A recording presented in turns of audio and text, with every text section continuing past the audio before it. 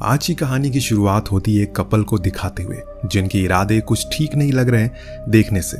दरअसल आज इन दोनों का प्लान है ग्रोसरी स्टोर को लूटने का, जिसके लिए पूरी तैयारी के साथ है। हालांकि जब पूरा स्टोर लूटने के बाद भी जोडी का मन नहीं भरा, क्योंकि उसने कैशियर के पीछे रखे एक बॉक्स को देख लिया और जिद करने लगी कि उसे खोलो। लेकिन वो कैशियर उसे आगाह करता है कि उसमें वो नहीं है जो वो उससे चाहिए, इसीलिए उसे मत खोलो। लेकिन जोडी के मन में लालच था, इसीलिए उसने उसे खोल दिया। तभी एक गोली की आवाज आई। हम सीधा पहुंच गए एक वीराने जंगल में, जहां एक सहमी सी अकेली लड़की जो न जाने कब से यहाँ भूख के कारण भटक रही है। आगे पीछे उसके कोई नहीं था, न जाने क्या हुआ था उसके साथ अतीत में जो अभी इस हाल में है वो। लेकिन फिलहाल अभी उसे अपने सामने एक लकड़ी की झोपड़ी दिखाई देती है। वो फौरन उसके अंदर चली गई, जहाँ समांथा को खाने से भरा एक बैग दिखा।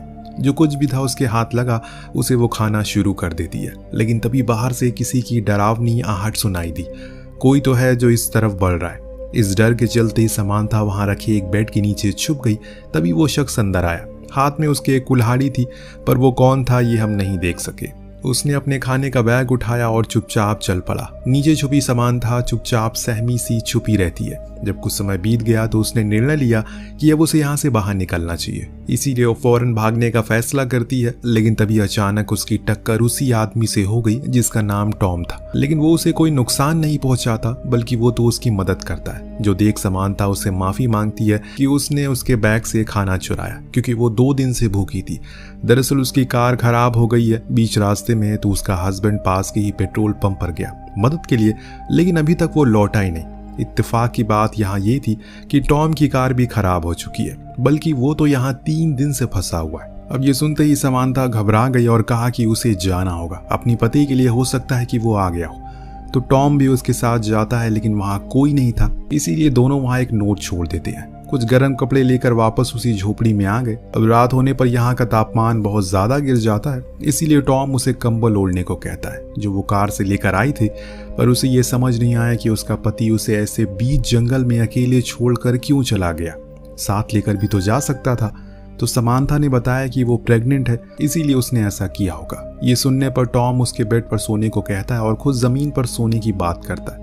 सोने से पहले उसने उसे पीने का पानी दिया, जो कि वो पास में बह रही एक झील से लेकर आया था। लेकिन अजीब बात यह थी कि अगले दिन जब वो वापस गया तो वो झील का नामो निशान ही नहीं था। पर इन्हीं उलझन भरे सवालों को लेकर दोनों सोने के लिए चले जाते हैं। बीच में समांथा को एक बुरा सपना भी आता है, जिससे कि सुबह उसकी जल्दी आंख खुल जाती है। लेकिन आसपास उसे टॉम कहीं दिखाई नहीं देता। बाहर गई तो उसे एक सफेद बालों वाली लड़की बेहोश पड़ी मिली। फौरन वो उसे लेकर झोपड़ी के अंदर आई। इधर टॉम अपनी कार में से कुछ फ्यूल निकालता है ताकि वो उसे समांथा की कार में डाल दे, जिससे वो लोग यहाँ से निकल सके। इधर इस तरह उस सफेद बाले वाली लड़की को होश आता है। तब हम पहचान पाते हैं, अरे ये तो जोडी है, वही ग्रोसरी स्टोर पर चोरी करने वाली लड़की। पर ये यहाँ कैसे आ गई? अब जब उसने समांथा को देखा, सोचा कि ये कोई गलत औरत है और ये जगह उसी की है। तो समांथा ने उसे पूरी दास्तान बताई, लेकिन अब भी उसे उस पर यकीन नहीं हो रहा है, इसीलिए गुस्से में वो झोपड़ी से बाहर चली गई। इस दौरान टॉम फ्यूल लेकर आ रहा होता है तो अचानक 2 बारी गोली चली, जिससे वो इतना ज्यादा डर जाता है कि उसके हाथ से वो फ्यूल गिर जाता है। उसने आवाज लगाई, क्या कोई आस पास है? पर यहाँ कोई नहीं था, इसीलिए वो वापस आ गया। उसने एक अनजान लड़की को समांथा के साथ देखा, जो असल में जोडी ही थी। उसने बताया कि उसके बॉयफ्रेंड के साथ उसकी लड़ाई हो गई, इसीलिए वो उसे यहाँ अकेला छोड़कर चले गया। पर अब उसे घर वापस जाना है। उसकी बातें सुन टॉम उसे यहाँ रहने के लिए मान जाता है, पर बदले में उसे भी उनके कामों में हाथ लगाना होगा। नेक्स्ट डे समांथा और उसमें अच्छी बातें होती है, जिससे कि अब उनमें दोस्ती भी हो जाती है। पर वहाँ टॉम की तो परेशानियाँ खत्म ही नहीं हो रही है। वो नोटिस करता है जितनी दूर वो अपनी लोकेशन से जा रहा है, उतना ही वो उसके करीब होता जा रहा है। यानी कि बार बार वो लौट कर उसी झोपड़ी के पास आ जाता है, जो चीज उसे बहुत ही अजीब लगती है। और इसीलिए वापस इन दोनों के पास आता और कहने लगा, ये जगह ठीक नहीं है, हमें यहाँ से चलना चाहिए। पर मुझे एक बात जाननी है, असल में तुम लोग जा कहाँ रहे थे और ये जगह कौन सी है, यहाँ किसी को पता है? तो समांथा ने कहा कि उसके पति ने बताया कि ये न्यू हैम्पशायर है। पर जोडी कहती है जगह तो डकोटा है। तो वहीं टॉम कहता है कि वो लॉस एंजलिस वाले रूट पर था। इन सब बातों के बाद अब ये समझ चुके हैं कि ये बहुत बड़ी मुसीबत में है, और इसीलिए टॉम ने मन बनाया कि वो लोग कल सुबह जितनी दूर जा सकते हैं उतनी दूर जाएंगे, ताकि किसी की मदद ले सके या फिर कुछ और तरीका निकाल सके इस जगह से बाहर निकलने का। रात होने पर जोडी और टॉम दोनों एक साथ एक बड़ा ही अजीब सपना देखते हैं। जिसमें उन्हें कोई इंजेक्शन लगा रहा है, और कुछ इसी तरह का समानता का भी था जिसमें वो दर्द से कर्रा रही है। खैर सुबह हुई तो ये लोग अपना सामान समेट कर चलना शुरू करते हैं। समानता और जोडी के बीच बातें होती है जिसमें वो उसे अपने अतीत के कुछ पन्ने साझा करती है, जैसे कि उसकी माँ उसे जन्म देते ही मर गई, तब से वो अनाथ आश्रम में पली बड़ी है। तभी अचानक उसके पैर पर एक चीज टकराई और वो गिर पड़ी। उसी समय उसके जेब से पैसों की गड्डी गिरी, जिसे देख टॉम अचंभित हो गया और जल्दी ही पूछा कि इतने पैसे तुम्हारे पास कहाँ से आए। जवाब में कहा कि ये उसकी खुद की सेविंग है जो उसने अपने बॉयफ्रेंड के साथ रखी थी, पर जाते टाइम उसने उसे ले ली। तभी समानता की नजर उसी चीज पर पड़ी जिसे जोडी टकराई थी। ये एक हैंडल था। जब टॉम ने अपनी कुल्हाड़ी से उसे तोड़ा तो वो असल में एक जर्मन बंकर होता है, जिसके अंदर सारी जंगी सामान रखे थे और कुछ कैन फूड भी थे जिस पर नाजी आर्मी का सिंबल बना था। यहाँ समानता बताती है कि उसके पिता पहले युद्ध लड़े थे, इसीलिए उसके घरों में ऐसे सामान काफी आते जाते रहते हैं। टॉम उन सभी कैन को बाहर लाता है और फिर दोनों को लेकर बाहर आता है, लेकिन परेशानी की बात ये थी कि ये फिर उसी केबिन के पास आ गए थे। अब इनके हिसाब से तो ये सीधा चल रहे थे, पर शायद इनके हिसाब से कुछ भी यहाँ चलने वाला नहीं है। अगले पल हम देखती हैं कि तीनों ही डिनर करते हैं। दिन दोनों लड़की आपस में बातें करती होती है तो जॉडी समानता से सच कह देती है कि वो चोरी करती है क्योंकि उसके अलावा उसके पास कुछ करने को नहीं है, वो पढ़ी लिखी नहीं है। समानता ने उसे गुजारिश की क्या वो उन पैसों को दोबारा देख सकती है जो उसने लूटे थे, क्योंकि इतने पैसे उसने आज तक कभी नहीं देखे। तो जॉडी खुशी खुशी उसे वो पैसे दिखा देती है, जो देख उसे हंसी आ गई क्योंकि ऐसा लगा कि वो मजाक कर रही है, क्योंकि उस पर स्टाम्प 1984 का था। उसके हिसाब से वो पैसे फ्यूचर के हैं, पर जॉडी ने कहा कि नहीं, वो 1984 ही में रहती है, लेकिन समानता के हिसाब से ये साल तो 1964 का है। अब ये सब कुछ बहुत ही अजीब था, यानी कि दो औरतें हैं, सेम जगह पर हैं, लेकिन डिफरेंट टाइमलाइन से, अलग अलग समय से हैं। अब जब टॉम आया तो उसे भी यही सवाल किया गया कि वो किस साल से है, तो वो कहता है कि वो 2011 से है। अब ये सुनने के बाद उन दोनों ने अपनी पूरी कहानी बताई। पहले तो टॉम को ये सब मजाक लगा, लेकिन उनके शब्दों के भारीपन को देखते हुए वो समझ गया कि जरूर कुछ तो गड़बड़ है। इतने में अचानक बाहर से गोली चलने की आवाज आई। कौन बार बार गोली चला रहा है? जब देखा गया तो पता चला कि वो कोई अनजान शख्स है जिसके हाथ में बंदूक है। इन्हें मदद की जरूरत थी, इसीलिए वो बाहर आया।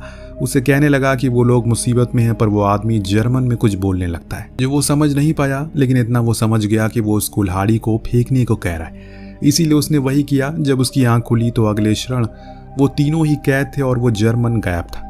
अब उन्हें कहीं ना कहीं ये समझ जाने लगा है कि हो सकता है कि उन्हें समय यात्रा की हो। वो तीनों ही कैद थे और वो जर्मन गायब था।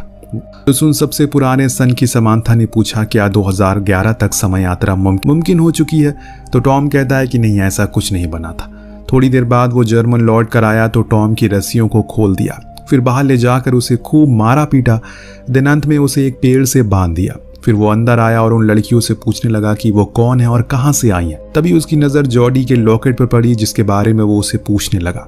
सिर्फ समानता ही थी जिसे जर्मन आती है, इसीलिए वो उसे समझाती है कि वो लॉकेट उसकी माँ का है और वैसे ही सेम उसके पास भी है। तब वो जर्मन नागरिक गुस्से में अपने गले में पहना वही सेम लॉकेट दिखाता है जिसमें एक औरत की तस्वीर थी जो हूबहू समानता की माँ की तरह लग रही है। चीजें अब धीरे धीरे करके और परेशान करने लगती है, लेकिन आप बने रहिए क्योंकि इसका अंत आपको हिला कर रख देगा। अब वो दोनों लड़कियों को लेकर बाहर आता है तो समानता टॉम से पूछती है क्या उसके पास भी ऐसा कोई लॉकेट है, लेकिन वो इनकार करता है। इस बीच वो अनजान आदमी ये भूल चुका था कि टॉम ने खुद की रस्सी खोल ली है। अगले पल अब उस हाल में है जिस हाल में उसने इन तीनों को रखा था, पर वहीं खड़ी ये तीनों अपनी ही कश्मकश में डूबे हुए हैं, क्योंकि कहीं ना कहीं उन्हें ये गुत्थी सुलझती हुई नजर आ रही है। समानता का कहना था कि उस आदमी के पास जो लॉकेट है उसमें जो तस्वीर है वो उसकी माँ की है, पर टॉम ये मानने को राजी नहीं था।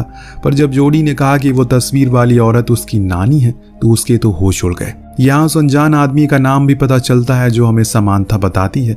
उसका नाम था जो असल में उसके पिता थे। पर सिर्फ यही नहीं, जब समानता ने जॉडी से उसकी जन्म की तारीख पूछी तो उसने बताया कि 3 जून 1964। ये वही तारीख थी जिस दिन जॉडी की माँ की मृत्यु हुई थी अपनी बेटी को जन्म देते हुए, और वो बेटी कोई और नहीं बल्कि खुद जॉडी ही थी। क्यों आपको शौक लगाना? अब पूरे केबिन में शौक का मातम पसरा हुआ है। बात ही कुछ इस तरह सामने आई है, सभी के होश उड़ चुके हैं।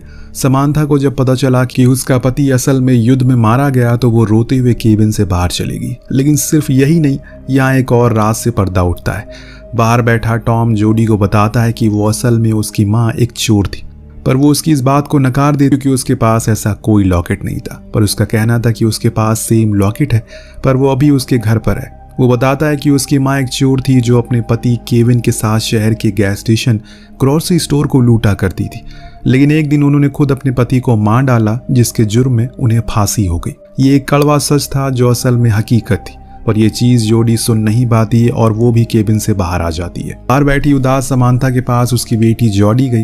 अब वो एहसास कुछ अलग है, पहले वाली चीज खत्म हो चुकी है, क्योंकि समांथा को जब से पता चला कि वो अपनी बेटी को जन्म देते मर जाएगी, उसकी तो मानो दुनिया ही उजड़ गई। लेकिन वो खुश है क्योंकि उसकी बेटी जिंदा है और उसके नाना नानी उसका ख्याल रखेंगे बाद में। लेकिन जोडी ने बताया कि नाना नानी उस पर बहुत अत्याचार करते हैं और हमेशा भूखा रखते हैं, इसीलिए उसने बचपन में ही उसे घर छोड़ दिया। ये सुनने के बाद वो रोने लगी और फौरन केबिन में आकर हैंसमैन यानी कि अपने पिता को सारी बात समझाई और फिर उसे फ्री करने की कोशिश में लग गई। पर टॉम उसे ऐसा करने से मना करता है क्योंकि वो खतरनाक हो सकता है, पर समांथा को यकीन है कि उसके पिता उसे कुछ नहीं करेंगे। लेकिन जैसे ही वो फ्री हुआ, अपनी बंदूक और कपड़े लेकर भाग गया वहां से। इस बीच समांथा को फिर से अपना वही डरावना सपना याद आता है जब वो अपने बच्चे को जन्म देते हुए मर गई थी, क्योंकि उस समय एडम यानी कि उसका पति जंग में था और घर पर एम्बुलेंस लेट पहुंची। तो वहीं टॉम ने भी बताया कि उसने भी ऐसा कुछ सपना देखा था जिसमें वो उस फादर को शूट कर देता है जो उसका शोषण करता था और फिर उसके बाद खुद को भी शूट कर लेता है। वहीं आखिर में बारी आई जोडी की, तो उसे भी वही फांसी वाला दिन याद आता है। यानी कि तीनों को ये अभी पता है कि वो मरने वाले हैं और कैसे कैसे मरने वाले हैं ये भी जानते हैं, पर अभी मरे नहीं है। तो यानी कि ये तीनों अपना अतीत बदल सकते हैं, जिस चीज के लिए टॉम इन्हें फौरन उसी जर्मन बंकर में लेकर जाता है, क्योंकि उसका मानना था कि ये सब हैंसमैन की मौत के बाद से ही शुरू हुआ था। तो हमें सबसे पहले उसे रोकना होगा। समांथा ने बताया कि उसके पिता की मौत 14 मई को हुई पोलैंड में एक एयर स्ट्राइक में, और आज 14 मई थी और जिस जगह ये खड़े हैं वो पोलैंड ही है, यानी कि उनके पास मौका है। टॉम ने दिमाग लगाया और बताया कि अगर हैंसमैन की मौत नहीं होगी तो उसकी बीवी यानी कि समांथा की दूसरी शादी नहीं करेगी, जिसका मतलब ये होगा कि वो घर पर होगा और तब वो समांथा को लेबर पेन के दौरान हॉस्पिटल ले जा सकेगी। इसीलिए वो फौरन हैंसमैन को ढूंढने निकल जाता है जो केबिन में रेडियो से कनेक्शन बना रहा था, पर वो खराब था। तो समांथा ने उसे एयर स्ट्राइक के बारे में बताया, पर वो उसकी एक नहीं सुनता और भागने लगता है। तब टॉम उसे रोकने की भरपूर कोशिश करता है, लेकिन इसी में एक भयानक गलती हो जाती है। हैंसमैन ने गोली चला दी जो जाकर लगती है सीधा जोडी को। वो तो भाग जाता है, लेकिन ये दोनों घायल जोडी को लेकर केबिन में आते हैं। टॉम अब बहुत ही ज्यादा परेशान था, क्योंकि अगर जोडी मर गई तो वो कभी पैदा ही नहीं हो पाएगा। मुझे उसे किसी तरह करके रोकना होगा, इतना बोलकर वो हैंसमैन को पकड़ने के लिए चला जाता है। इधर समांथा अपनी बेटी को जिंदा रखने की पूरी कोशिश करती है, इसीलिए ईश्वर ने कभी किसी इंसान को ये ताकत नहीं दी कि वो खुद के अतीत को कल को देख सके, वरना वो कुदरत की बनाई चीजों से छेड़छाड़ करना शुरू कर देगा, जिसका अंजाम बहुत ही भयानक हो सकता है। टॉम ने हैंसमैन को ढूंढ तो लिया, लेकिन वो हर बारी उसके चंगुल से भाग जाता है। लेकिन उसे एक बात देखी, वो कहीं भी भागे बार बार उसी केबिन के पास आ रहा था, इसीलिए वो भी अब उसी केबिन के पास चला गया जहां अब दोनों आमने सामने थे। हैंसमैन उस पर कई गोलियां चलाता है, लेकिन एक भी गोली उसे नहीं लगती, क्योंकि अब टॉम का वजूद ही खत्म होता जा रहा है। जॉडी की आखिरी सांसों की तरह जैसे जैसे उसकी आत्मा उसके शरीर को छोड़ रही है, टॉम खुद का अस्तित्व खोता जा रहा है। और फिर एक पल वो भी आता है जब वो पूरी तरह से गायब हो जाता है, क्योंकि जोडी मर चुकी है। पर समांथा को अब ये देख अपने पिता पर बहुत गुस्सा आता है। उन्होंने खुद के साथ साथ अपने आने वाली पीढ़ी की भी जिंदगी को मुश्किल बना दिया। इतना सब कुछ होने के बाद अब जाकर हैंसमैन को उसकी बातों पर यकीन आता है। लेकिन अब क्या, अब तो बहुत देर हो चुकी है। आसमान में रशियन प्लेन नजर आने लगे हैं, इसीलिए दोनों ही भाग, लेकिन बॉम्ब गिरना शुरू हो चुके हैं, जिसे समांथा भी घायल हो चुकी है। लेकिन उसके पिता उसे उठाकर बंकर में आ जाते हैं। अब धीरे धीरे करके समांथा का वजूद भी खत्म होता जा रहा है, क्योंकि हैंसमैन ने खुद को बचा जो लिया, वो उस समय नहीं मरा जिस समय वो पहले मरा था। यानी कि अब सब कुछ सही हो जाएगा, लेकिन एक चीज अभी भी नहीं बदलेगी। वो क्या था आपको कुछ देर में पता लग जाएगा। सीन शिफ्ट होकर पहुंचता है फिर से उसी समय में जिसमें कहानी की शुरुआत हुई थी, लेकिन इस समय चीजें काफी बदली है। जोडी उसी ग्रोसरी स्टोर पर जाती है, लेकिन एक अलग अवतार में, एक अमीर और पढ़ी लिखी लड़की बनकर। लेकिन जब वो वहां से बाहर निकली तो उसे केविन दिखा, जो अपनी दूसरी गर्लफ्रेंड के साथ वही काम को अंजाम देने वाला है, पर एक नई गर्लफ्रेंड के साथ, जिसका मतलब ये है टॉम कभी पैदा ही नहीं होगा, क्योंकि जोडी केविन कभी मिले ही नहीं। और ऐसा इसलिए हुआ क्योंकि समांथा अभी जिंदा है, जिसे हम अगले सीन में देखते हैं, जिसके हाथ में अपने पिता की अस्थियां हैं, जिन्हें मान सम्मान के साथ उसने श्रद्धांजलि दे दी 1964 में।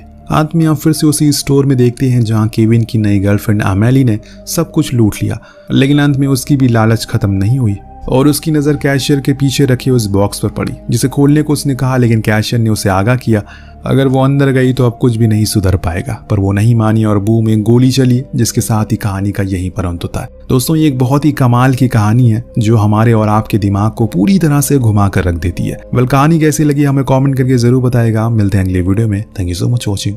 Peace out.